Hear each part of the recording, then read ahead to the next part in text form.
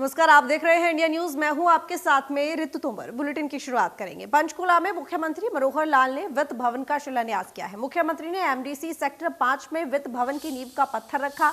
कार्यक्रम में विधानसभा स्पीकर ज्ञानचंद गुप्ता, सांसद रतनलाल कटारिया और मेयर कुलभूषण गोयल मौजूद रहे। वित्त भवन का निर्माण 60 करोड़ रुपयों की लागत से होगा, जिसे 2 साल में पूरा किए जाने का लक्ष्य रखा गया है। भवन में फाइनेंस डिपार्टमेंट के डायरेक्टर, स्थानीय लेखा परीक्षक और खजाना एवं लेखा विभाग कार्यालय एक ही छत के नीचे होंगे।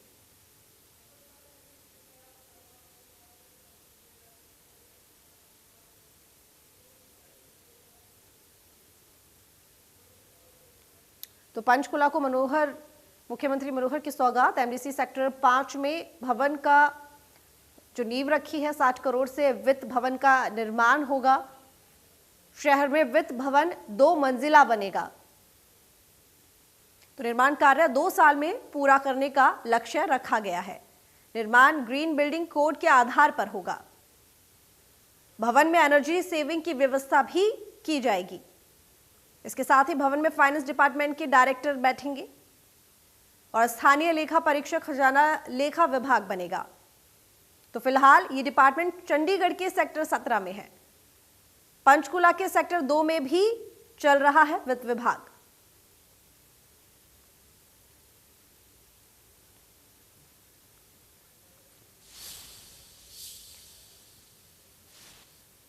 आगे बढ़ेंगे। हरियाणा के गृह मंत्री अनिल विज ने हिजाब मुद्दे पर प्रतिक्रिया देते हुए कहा कि कुछ लोग बेवजह मुद्दे बनाते रहते हैं। स्कूलों, कॉलेज में जिसको यूनिफॉर्म कोड पसंद नहीं है, उन्हें अपने घर बैठ जाना चाहिए। वहीं विपक्ष को निशाने पर लेते हुए अनिल विज ने कहा कि विपक्ष जनहित के मुद्दे उठाने के बजाय आपस में लड़ाई में व्यस्त है। देखिए, इस देश में कुछ लोग बेवजह मुद्दे बनाने की कोशिश करते हैं।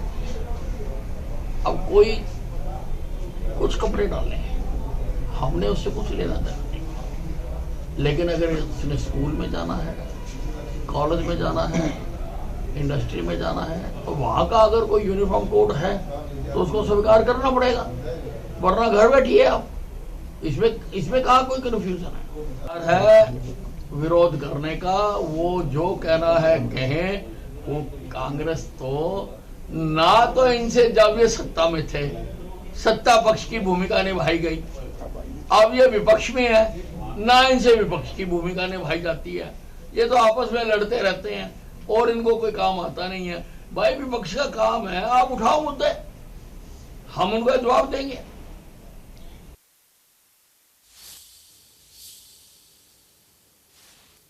तो भिवानी में 25 से 27 फरवरी तक राज्य स्तरीय पशु प्रदर्शनी का आयोजन होगा, जिसकी अंतिम तैयारियों का कृषि मंत्री जेपी दलाल ने जायजा लिया। इस प्रदर्शनी का शुभारंभ राज्यपाल और समापन सीएम मनोहर लाल करेंगे। जेपी दलाल का दावा है कि महामारी के बाद प्रदेश में ये पहला बहुत बड़े स्तर का कार्यक्रम होगा, जो किसानों की आय बढ़ाने में सहायक होगा। बता दें कि भिवानी में सेक्टर 13 के सामने 25 से 27 फरवरी तक कृषि मंत्री जेपी दलाल 3 दिवसीय राज्य स्तरीय पशु प्रदर्शनी का आयोजन करवा रहे हैं। इस प्रदर्शनी में प्रगतिशील किसानों के उत्कृष्ट पशु, जिनमें भेड़, बकरी, गाय, भैंस, घोड़े, सुअर आदि सभी का कैटवॉक होगा। उन्होंने कहा कि इस पशु प्रदर्शनी से दक्षिण हरियाणा के किसानों को लाभ होगा, क्योंकि इस प्रदर्शनी में किसानों को उत्कृष्ट नस्ल और नई टेक्नोलॉजी की जानकारी दी जाएगी, जिससे किसान उसी खर्च में उत्पादन बढ़ाकर अपनी आय बढ़ा सकेंगे। उन्होंने बताया कि किसान कृषि के साथ पशु पालन से अपनी आय कई गुना बढ़ा सकेंगे।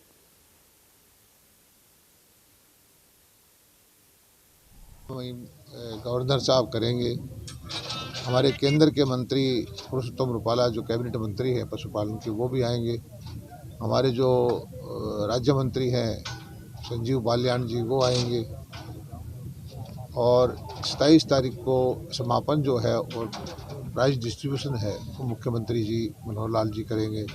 और हरियाणा के सारे मंत्री, एमएलए और सारे सांसद सभी को निमंत्रण दिया है। और हमारे जो यूनिवर्सिटी के वाइस चांसलर, अलग अलग तरह के कृषि से संबंधित एक्सपर्ट, केंद्र की जो संस्थान हैं उनके एक्सपर्ट, जो किसानों को तरह तरह की जानकारी पशुपालन में, कृषि में, देश के, उनकी गोष्ठियाँ होगी।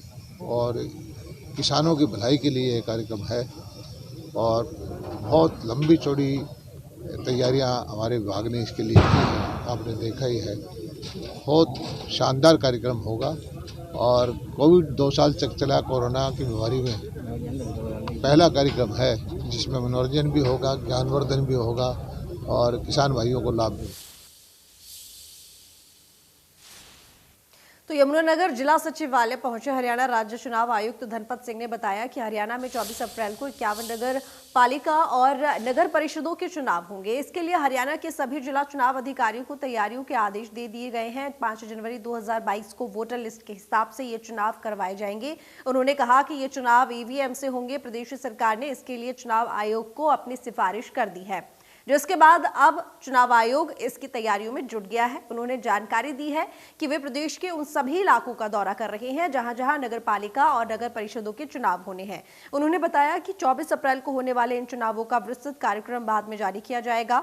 उन्होंने कहा कि पंच और सरपंचों के चुनाव को लेकर फिलहाल कोई फैसला नहीं लिया गया है, क्योंकि 4-5 मामले हाईकोर्ट में चल रहे हैं, जिसमें महिलाओं के लिए आरक्षण, एससी और बीसी के लिए आरक्षण का मुद्दा है। इस मामले में 21 मार्च को न्यायालय में सुनवाई होनी है। जैसे ही हाई कोर्ट से हरी झंडी मिलेगी, चुनाव की प्रक्रिया शुरू कर दी जाएगी। जिला परिषद के चेयरमैन, जिला परिषद के वार्ड पंचायत समिति के चेयरमैन के चुनाव ईवीएम मशीनों से होंगे, जबकि पंचों के चुनाव बैलेट पेपर से करवाए जाएंगे, क्योंकि प्रदेश के पंचों की संख्या अधिक है जो ईवीएम से संभव नहीं है।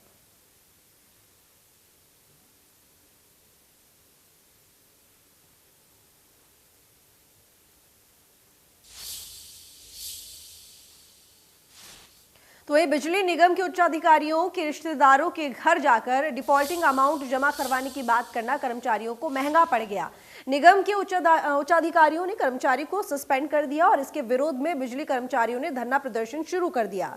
नाथूसरी चौपटा क्षेत्र में डिफॉल्टिंग अमाउंट जमा करवाना और चोरी पकड़ना बंद कर दिया। इसके बाद कर्मचारियों को बहाल कर दिया गया। कर्मचारी जयवीर को बर्खास्त करने के विरोध में बुधवार को बरनाला रोड स्थित बिजली घर में HSEB वर्कर यूनियन के सदस्य कर्मचारियों ने धरना दिया और ऑर्डर निरस्त करने की मांग की है। कर्मचारियों को पहले की तरह मान सम्मान दिए जाने की मांग को लेकर 2 घंटे तक धरना दिया गया।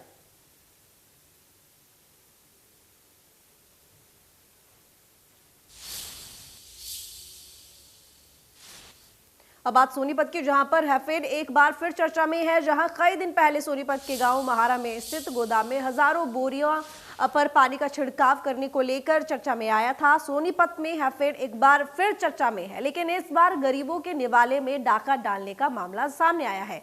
सरकार गरीब बच्चों को स्कूलों में पढ़ाई के साथ साथ मिड डे मील मुफ्त में उपलब्ध करा रही है। ऐसे में गरीब बच्चों के मिड डे मील पर भी डाका डाला जा रहा है। सोनीपत की government middle school model town में पहुंची चावल की बोरियों में करीबन 17 किलो चावल कम मिला। एक बोरी में 6 किलो से लेकर 4 किलो चावल कम पाया गया।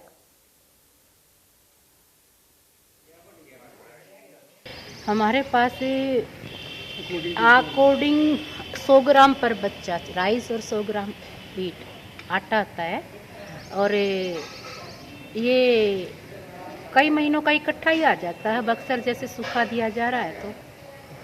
तो आज इस प्रकार से अभी यहाँ पर अनाज आया, कौन सा अनाज आया था?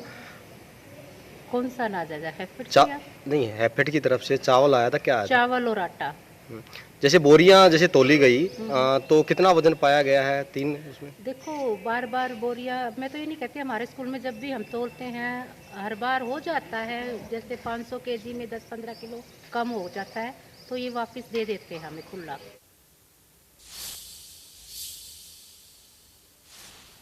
तो पंडित दीनदयाल उपाध्याय मेडिकल यूनिवर्सिटी में फिजियोथेरेपी कोर्स के छात्र धरने पर है। डॉक्टरों का धरना मेडिकल यूनिवर्सिटी के प्रबंधन के खिलाफ है। सीनियर छात्रों का आरोप है कि उनका कोर्स लगभग कंप्लीट होने वाला है, लेकिन पढ़ाई के लिए फैकल्टी नहीं मिली। बिना फैकल्टी के उनकी पढ़ाई कैसे पूरी होगी और वे लोगों का इलाज किस तरह करेंगे?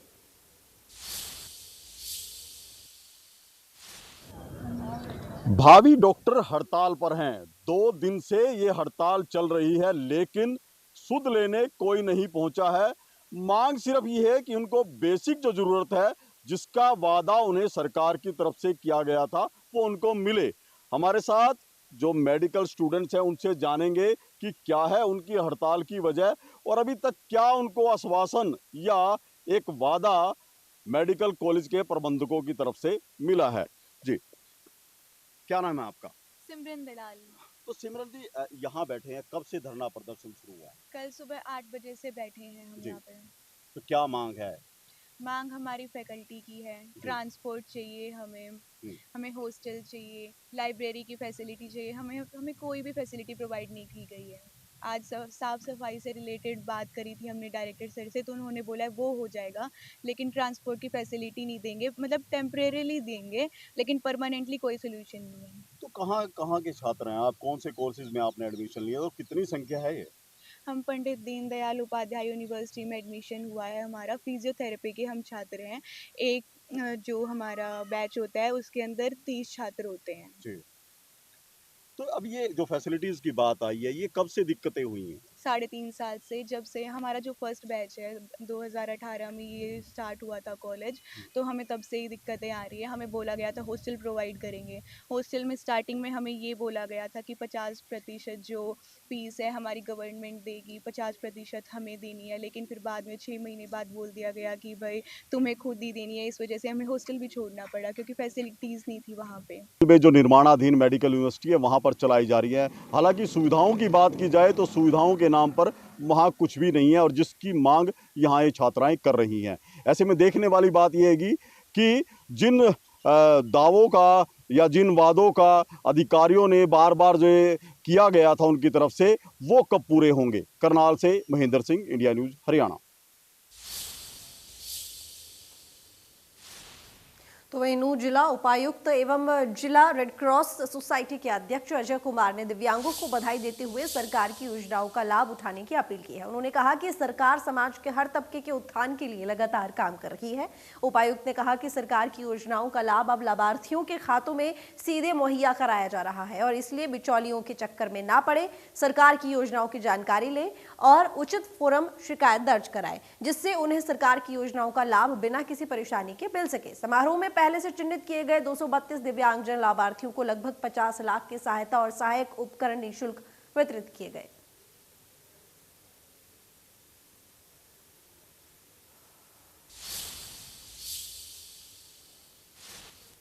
झज्जर के नागरिक अस्पताल में आयुष विभाग की तरफ से एक आयुर्वेद स्वास्थ्य जांच शिविर लगाया गया। शिविर का शुभारंभ झज्जर के नागरिक अस्पताल की एसएमओ डॉक्टर कनिका ने किया और इस जांच शिविर में जहां आने वाले मरीजों के स्वास्थ्य की जांच की गई तो वहीं उन्हें आयुर्वेद के बारे में जागरूक भी किया गया। स्वास्थ्य शिविर में आमजन के रोगों की जाँच कर रही है और डॉक्टर ज्योति ने लोगों को आयुर्वेद के बारे में बताया। उन्होंने कहा कि लोग अपनी बीमारी को लेकर भटके नहीं बल्कि आयुर्वेद को अपने जीवन का हिस्सा बनाए। उन्होंने कहा कि ऋतु परिवर्तन के साथ ही आमजन को मौसम में बदलाव देखते हुए अपने खान पान को भी बदलना चाहिए। यदि वे मौसम के अनुसार अपने खान पान में बदलाव नहीं लाएंगे तो उन्हें रोग ग्रसित होना पड़ेगा। उन्होंने कहा कि आयुर्वेद में उनका एक पंचक्रम विभाग भी लगा हुआ है।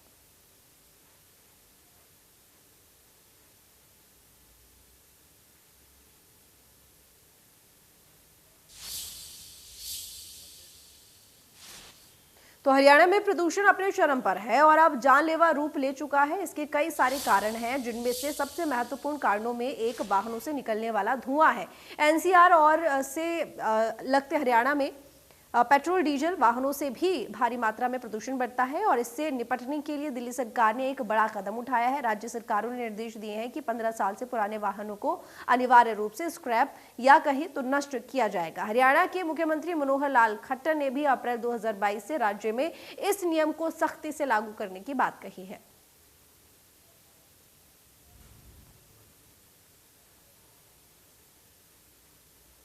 वह वर्दी डीजीपी साहब के आदेश भी प्राप्त हुए हैं और क्योंकि ये एनजीटी की तरफ से भी है और सुप्रीम कोर्ट की तरफ से भी है, तो हमने स्टार्ट कर दिया है और इसमें करीब हम इस साल में एनजीटी में 208 व्हीकल्स ऑलरेडी इम्पाउंड कर चुके हैं और ये अभियान हायर ऑफिसर्स के अनुसार आदेशानुसार जो है जारी रहेगा। इसमें हम ज़्यादा से ज़्यादा अवेयर भी कर रहे हैं लोगों को और चलानिंग भी कर रहे हैं। हमारा एक डेडिकेटेड यार्ड बना हुआ है राजीव चौक पे, उसमें हम इम्पाउंड करके उसमें हमारी बाकायदा उसमें हमारी गार्ड भी।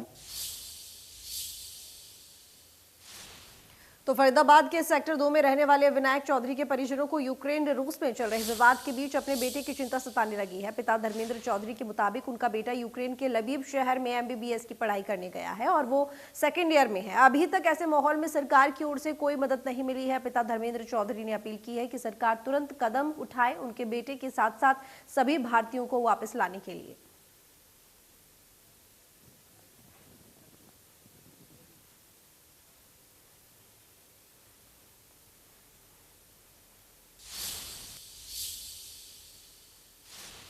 तो कैथल में लोगों को फायर सेफ्टी के नियमों का पाठ पढ़ाने वाला प्रशासन खुद नियमों को लेकर बेपरवाह नजर आया। जिला लघु सचिवालय टूटे अग्निशमन यंत्रों के सहारे चल रहा है। फायर सेफ्टी नियम के मुताबिक किसी भी सरकारी और गैर सरकारी इमारत में अग्निशमन विभाग का NOC लेना जरूरी होता है, जिसके लिए बिल्डिंग में लगे अग्निशमन यंत्रों को चेक करके नो ऑब्जेक्शन सर्टिफिकेट दिया जाता है। लेकिन जिला सचिवालय में अग्निशमन यंत्र टूटे हुए हैं। 2 साल पहले जिला सचिवालय में आग लग गई थी, जिसमें विभाग के जरूरी दस्तावेज जलकर राख हो गए थे और विभाग को 8 लाख तक का नुकसान हुआ था। लेकिन उस हादसे से भी सबक नहीं लिया जा रहा है। इतना ही नहीं, फायर सेफ्टी उपकरण को चलाने के लिए ऑपरेटर तक भी नहीं रखा गया है। अग्निशमन अधिकारी का कहना है कि फायर सेफ्टी उपकरणों को चलाने के लिए बकायदा ऑपरेटर रखा जाता है। बिना ऑपरेटर के फायर सिस्टम मान्य नहीं होता।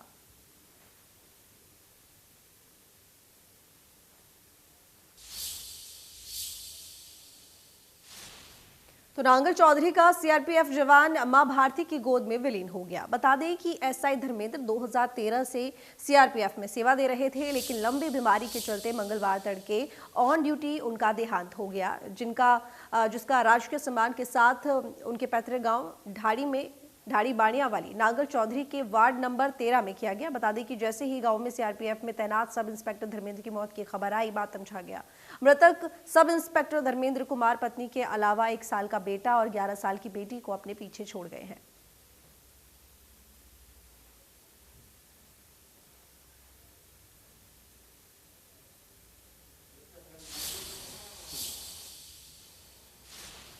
तो फतेहाबाद में पुलिस कर्मचारी की दादागिरी देखने को मिली। वहीं गाड़ी चालक को रोककर फ्री में लिफ्ट मांग रहा था। वीडियो सामने आई तो SP ने सस्पेंड कर दिया। फतेहाबाद के SP ने SI वीरेंद्र सिंह को सस्पेंड करने की आदेश जारी कर दिए हैं। ये सही जाएगी पुलिस की। तो अब बात जींद की, जहां पे स्पा सेंटर में पुलिस ने छापेमारी कर काले धंधे का भंडाफोड़ किया है। छापेमारी के दौरान 3 लड़कियां और 2 लड़कों को गिरफ्तार किया गया है। पुलिस ने आरोपियों पर मामला दर्ज कर लिया है। बताया जा रहा है कि स्पा सेंटर 2 से 3 महीने पहले खुला था। वहीं पुलिस DSP धर्मवीर सिंह ने बताया कि जींद में कोई मसाज पार्लर नहीं चलने दिया जाएगा।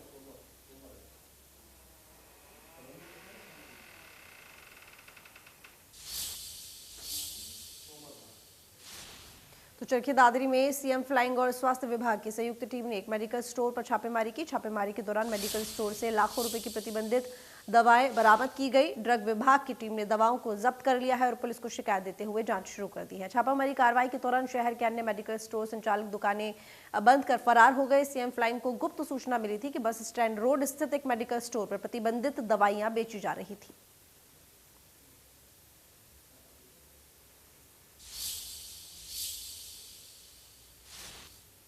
तो पलवल में एक मकान पर वेल्डिंग करते समय बड़ा हादसा हो गया। हाई टेंशन तार की चपेट में आने से एक व्यक्ति की मौके पर ही मौत हो गई। युवक को देखकर मौके पर बड़ी संख्या में लोग इकट्ठा हो गए। सूचना मिलते ही पुलिस और एम्बुलेंस भी मौके पर पहुंच गई।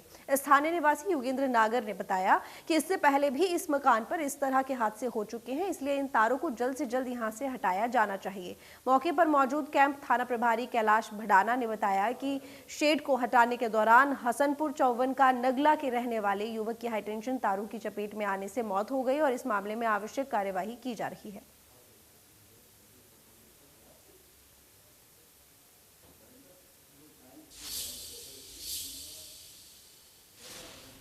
तो फिलहाल 22 जुलाई खबर में बस इतना ही। देखते रहिए इंडिया न्यूज।